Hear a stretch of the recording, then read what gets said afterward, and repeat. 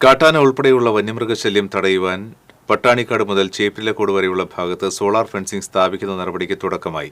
MLA Xavier ചിറ്റലപ്പള്ളിയുടെ നേതൃത്വത്തിൽ നിർമ്മാണ പ്രവർത്തനങ്ങൾ വിലയിരുത്തി.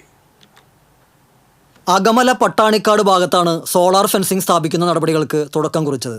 18 ലക്ഷം രൂപ ചെലവഴിച്ചാണ് 5 കിലോമീറ്റർ ദൂരം സോളാർ ഫെൻസിംഗ് സ്ഥാപിക്കുന്നത്. കാട്ടിലെ ഗേറ്റ് ഭാഗത്തു നിന്നും ആരംഭിച്ച് ചേപ്പലക്കോട് വരെയുള്ള ഭാഗത്ത് അടിയന്തരമായി ആനകൾ ഇറങ്ങുന്ന പ്രശ്നം പരിഹരിക്കുന്നതിനു വേണ്ടി പ്രത്യേക ടെൻഡർ നടപടികൾ പൂർത്തീകരിച്ചാണ് പ്രവർത്തനങ്ങൾ ആരംഭിച്ചതെന്ന് MLA മാധ്യമങ്ങളോട് പറഞ്ഞു. RKVY പദ്ധതിയിൽ ഉൾപ്പെടുത്തിയാണ് പ്രവർത്തനങ്ങൾ നടക്കുന്നത്.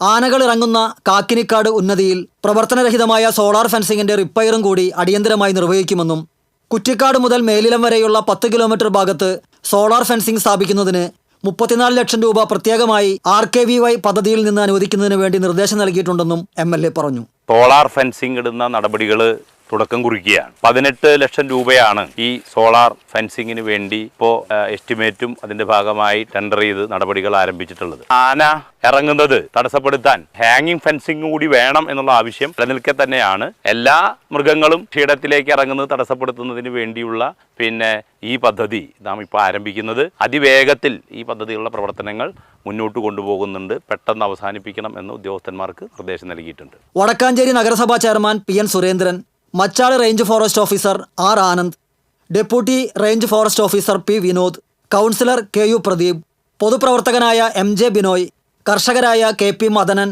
ബാബു പൂക്കുന്നത്ത്, ഫോറസ്റ്റ് ഉദ്യോഗസ്ഥർ, വാച്ചർമാർ, നാട്ടുകാർ തുടങ്ങിയവർ പങ്കെടുത്തു. TCV news, Vadakkanchery.